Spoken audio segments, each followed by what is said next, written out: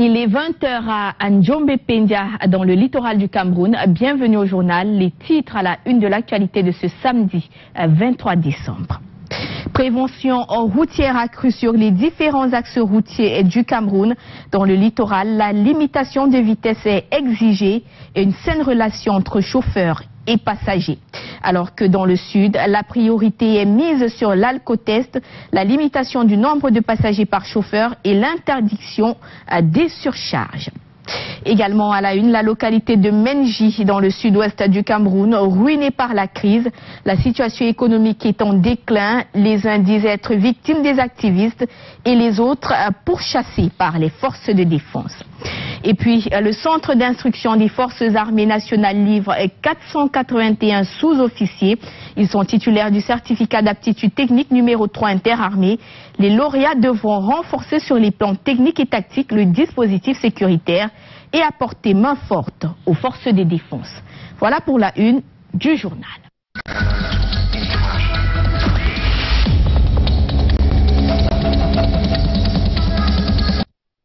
L'examen d'alcotest, la limitation du nombre de voyages par chauffeur et l'interdiction des surcharges.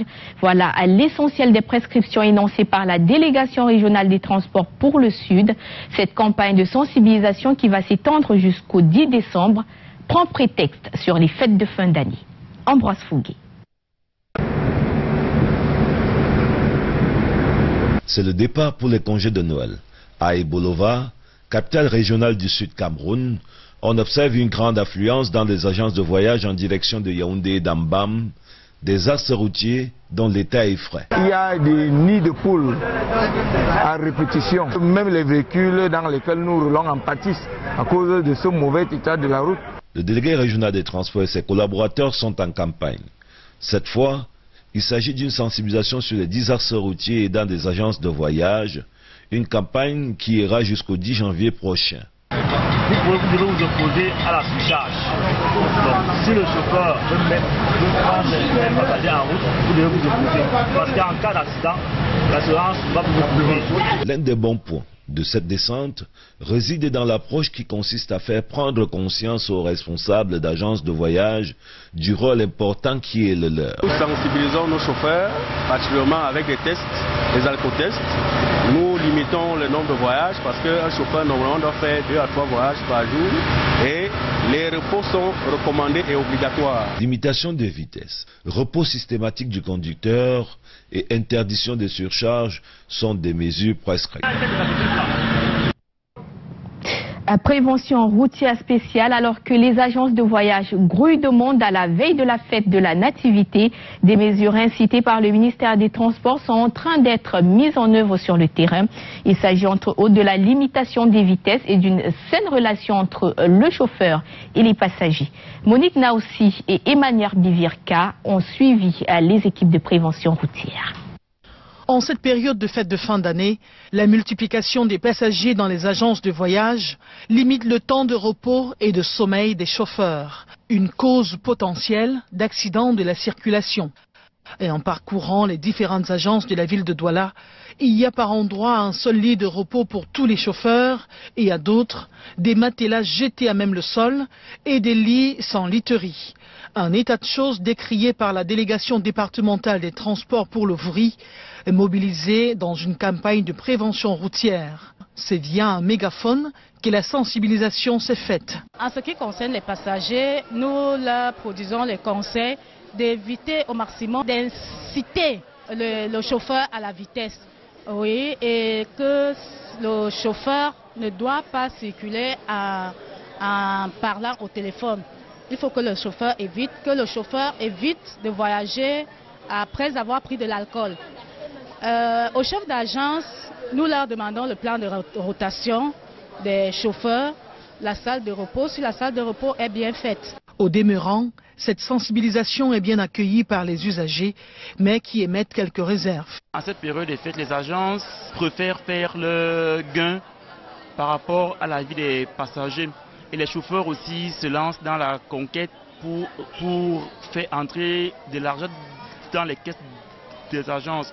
Tous, bon, ces agences oublient que sans les passagers, il n'y aura pas de rendement. Je pense que c'est une bonne initiative qu'on a prise, mais il doit falloir qu'on prenne aussi des mesures, qu'on mette peut-être des voitures avec GPS, parce que nos chauffeurs de maintenant font ceci juste après avoir traversé la prévention, ils sont libres de faire ce qu'ils veulent en route. Les chefs d'agence, quant à eux, s'approprient les conseils de cette campagne de prévention routière et envisagent de les mettre en application. Il y aura une amélioration d'ici la fin de cette semaine, ça c'est sûr. La délégation départementale des transports pour le Vry est accompagnée par la Confédération générale des syndicats des transports du Cameroun, branche de Douala. Le Centre d'instruction des Forces armées nationales livre 481 sous-officiers titulaires du certificat d'aptitude technique numéro 3 interarmée. La sortie solennelle est marquée par une remise de parchemin. Les lauréats sont appelés à renforcer sur les plans techniques et tactiques le dispositif sécuritaire et d'apporter main forte aux forces de défense engagées dans divers fronts de combat. C'est ce que nous dit Ringili. Jour de gloire pour le sergent Dagobert Signaba Badouraï. Avec une moyenne de 16,28, l'élément du bataillon d'intervention rapide est le major de la 3e vague de la 8e promotion des lauréats du certificat d'aptitude technique numéro 3 interarmée du Centre d'instruction des Forces armées nationales en Ngaoundéré.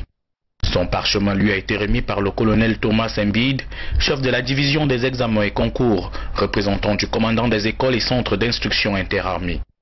Le sergent Sandrine Youmsi est quant à elle la première des dames. Elle fait partie des meilleurs candidats célébrés ici à la cour d'honneur du 5e secteur militaire terrestre.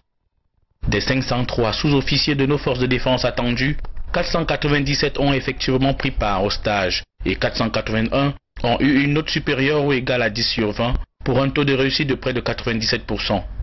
Sur les 503 stagiaires, 16 ont été radiés pour absence irrégulière cumulée de plus de 15 jours, état de santé incompatible à la formation, indiscipline caractérisée.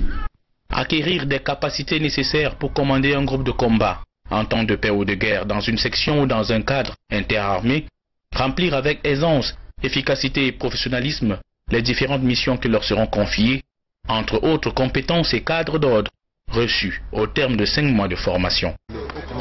Mis l'accent sur la formation, sur l'entraînement. Et cette 3e vague clôture en fait un cycle de 2016-2017 pour la formation de ces éléments, parce que si nous n'avons pas des éléments bien formés, nous ne pouvons pas bien défendre notre pays. C'est par une parade que la sortie solennelle de ce contingent du CAT3IA s'est achevée aussi fan de Ngaoundéré. Depuis le début de la crise anglophone, le visage de nombreuses villes du sud-ouest et du nord-ouest Cameroun a profondément changé. À Menji, par exemple, une localité du département du Lébialem, la situation économique est en déclin. Les populations ne savent plus à quel saint se vouer. Certains sont victimes des activistes qui les accusent de pactiser avec le gouvernement, pendant que d'autres jeunes conducteurs de mototaxi disent être pourchassés à tort par les forces de l'ordre. Les précisions sont signées Aimé Catherine Moukouri et Joseph Wapon. Ici Menji, dans le département de Lébialem au sud-ouest. Localité très souvent identifiée comme un des foyers de la crise anglophone et un fief des séparatistes. Depuis que dure le conflit, les populations disent vivre dans l'incertitude totale. Les business se sont effondrés avec les villes mortes du lundi. Des fois, les commerces restaient fermés jusqu'à vendredi. Des fois, les gens ne pouvaient même pas se mouvoir à leur guise. À Menji, les mototaximens sont accusés d'être de mèche avec les activistes qui brûlent écoles et commerces. Certains d'entre eux, les plus jeunes, affirment s'être réfugiés dans la forêt un temps pour fuir les hommes en tenue à la chasse des séparatistes, comme ce dernier qui parle à visage caché. Moi, le mototaxi, c'est mon métier. Il y a eu un moment où les hommes en tenue suivaient les jeunes, surtout les mototaximens accusés d'encourager la résistance. J'ai dû fuir pour me cacher 2 semaines dans la forêt. Les habitants soupçonnés de soutenir les autorités administratives, elles aussi, payent un lourd tribut. Elles sont la cible d'attaques fantômes. Moi, on a brûlé mes meubles, l'entrée de ma maison, parce qu'on me soupçonnait de travailler avec les parlementaires. Je ne sais pas qui est responsable. Seka Menji, l'ennemi n'a ni nom ni visage. Il y a un mot qu'on utilise ici, fantôme. On ne sait pas qui est qui, personne n'est à l'abri. Moi-même, je ne sais pas si je suis en sécurité. Les populations de cette localité espèrent que le calme reviendra chez elles et le dialogue également. Dans l'actualité, cette note pour annoncer l'annulation de l'édition Yafé 2017 pour des raisons sécuritaires. Le ministre délégué à la présidence de la République chargé de la Défense ne donnera pas d'autorisation pour Yaoundé en fait. Il n'y aura donc pas Yafé cette fin d'année 2017. Et on parle de ce conseil municipal sous haute tension à Douala 1er. Les méthodes de gestion du maire Lengue Malapa sont décriées, notamment par le mouvement progressiste, parti de Jean-Jacques Ekindi. Malgré les joutes verbales, le budget 2018 a été voté. Le compte rendu d'Alex Lembe et de Roméo Nanko. La session ordinaire est consacrée au vote du budget de l'exercice 2018 qui s'équilibre en recettes et en dépenses à la somme de 2 497 450 francs CFA, soit une augmentation de 6 109 400 francs CFA. C'est tenu ce jeudi à Douala, mais alors sous haute tension. Certains conseillers tels Jean-Jacques Ekindi vont contester la méthode de gestion du maire. Après quelques minutes de grabuge, le calme va revenir dans la salle, même si tout le monde ne sera pas d'accord. Une session ainsi qu'un budget qui n'ont pas laissé indifférent le préfet du Voré qui personnellement a assisté aux travaux.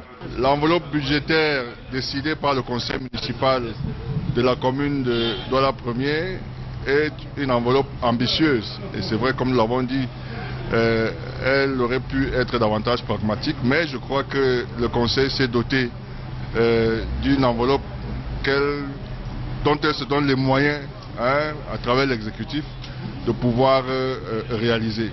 Ce budget permettra d'aider à la réalisation des projets tels l'achèvement de la construction de l'hôtel de ville, l'achèvement des travaux de construction de l'école maternelle de Sengue, l'intégration de l'hôtel de ville en 2018, l'acquisition du mobilier et du siège, le renforcement du parc automobile et enfin le renforcement des capacités des conseillers municipaux et des personnels communaux.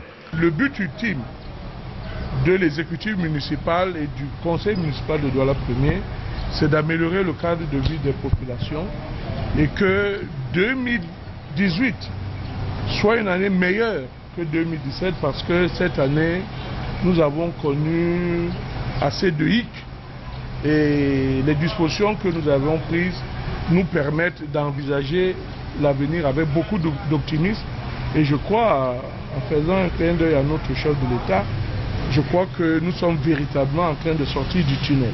Au finish, le maire Lengue Malapa recevra de certains journalistes une distinction suite à certaines de ses actions d'éclat et de bravoure exécutées dans son arrondissement. Ambiance similaire à la commune d'arrondissement de Douala 3e où le budget a été voté. Le compte rendu est de Marc Chouamou et de Stéphane Binac. La commune d'arrondissement de Douala 3e a revu ses ambitions à la baisse. Le conseil municipal tenu ce vendredi annonce une baisse d'1 447 millions sur le prochain budget par rapport à celui de 2017. 51 conseillers sur 54 présents ont adopté le budget 2018 qui se chiffre à 2 845 100 000 francs CFA. Cette baisse du budget est une réalité, parce que nous sommes rendus compte que ça ne servait à rien de faire des budgets colossaux alors que nous ne pouvions même pas les réaliser. Nous sommes passés au réalisme. L'absence du point divers à l'ordre du jour a irrité quelques conseillers municipaux. Il est prévu de par les textes que dans le cadre du programme d'un conseil en simple lien, il y a un aspect sur le divers.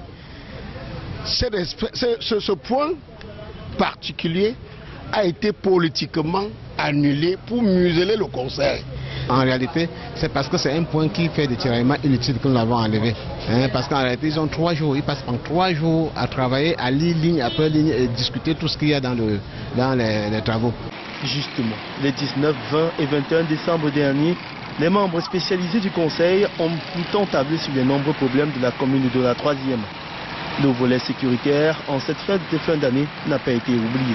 Nous avons tenu une réunion de sécurité au cours de laquelle nous avons prescrit à nos forces de maintien de l'ordre d'abord de redoubler de vigilance dans l'ensemble de notre arrondissement et surtout l'institution des patrouilles mixtes pédestres et motorisées. À Douala 3e, on est désormais à l'heure du réalisme vu le contexte actuel au Cameroun. Les communes, le budget 2018 de la commune d'arrondissement de Douala 5e est également connu. Le montant global avoisine les 3 milliards de francs CFA. Il est néanmoins en baisse par rapport à celui de l'exercice 2017. Son vote a eu lieu en présence de nos reporters Jean-Christian Akam et Roméo Nanko. Le budget de l'exercice 2018 de la commune d'arrondissement de Douala 5e est équilibré en recettes et en dépenses à la somme de 2 798 millions de francs CFA. Résultat auquel sont parvenus les conseillers municipaux réunis en session ordinaire du conseil municipal tenue ce 22 décembre. Mais pour que nous atteignions ces objectifs, il faut assainir déjà le milieu du recouvrement. Parce que nous avons beaucoup de disparités par nos propres agents véreux qui ne pensent qu'à eux-mêmes et aussi des faux agents. Ils sont appréhendés tous les jours. Donc nous allons mettre un accent particulier à la traque de tous ceux-là qui non seulement arnaquent les contribuables mais ternissent l'image de la mairie. Bien qu'étant en baisse de près de 700 millions comparé à l'exercice 2017, cette enveloppe budgétaire est dit réaliste, réalisable et conforme aux orientations de la tutelle. Il est surtout axé sur le parachèvement des projets générateurs de revenus, restés en suspens au cours de l'exercice précédent. Nous allons nous investir dans l'aménagement de nos routes. Parce que vous savez, les populations de Douala 5e souffrent beaucoup de l'état des routes. C'est pour ça que l'an dernier, en début de cette année plutôt, j'ai promis à ces populations d'acheter une niveleuse, ce qui a été fait. Donc depuis hier, nous sommes sur le terrain. Nous avons commencé à Sable, aujourd'hui nous sommes à Lopom. Nous allons faire quartier par quartier toutes nos routes pour que nos populations retrouvent le sourire. 60% du présent budget est consacré au fonctionnement et 40% à l'investissement. Fait rare à Douala 5e, les différents rapports des commissions et délibérations qui s'en sont suivis ont laissé entrevoir une large unanimité des membres du Conseil, pourtant multicolores. Un constat, les villes camerounaises sont marquées par des constructions anarchiques. L'effondrement des immeubles en est l'une des principales conséquences. Pour éviter ce danger, les habitants de la région du Sud-Ouest sont sensibilisés sur l'importance de confier leurs projets de construction aux ingénieurs de génie civil. C'est ce que nous dit Inès Daniel Ondoambala. L'ingénieur de génie civil se charge des calculs et simulations, de l'appel d'offres et de la sélection des sous-traitants. Il examine les plans et les modifie si nécessaire. C'est lui qui supervise la réalisation des travaux de leur début à leur aboutissement. Le rôle des ingénieurs de génie civil n'est pas souvent très connu de la société. Aujourd'hui, on assiste à des constructions qui ne respectent pas la norme. C'est fort de ce constat que ces ingénieurs de génie civil se retrouvent à Limbé. Le débat sur les problèmes d'ingénierie civile dans le Sud-Ouest, qui concerne le problème de bâtir, parce que lors des jeunes de génie civil, on fait partie des commissions d'analyse pour les permis de bâtir. Mais il paraît qu'il y a des choses qui ne vont pas au Sud-Ouest. Il y a une sorte de trafic. On a essayé de regarder là où vous avez des problèmes. Qu'est-ce qu'on peut faire pour assurer que ça s'arrête? Les ingénieurs de génie civil s'arrêtent le temps de fustiger les constructions anarchiques qui gagnent en intensité dans les villes du Sud-Ouest. Il est question d'amener le public à comprendre le rôle indéniable que joue l'ingénieur de génie civil dans la réalisation des études d'avant-projet afin d'éviter les conséquences fâcheuses telles que les effondrements d'immeubles vécus dans nos villes.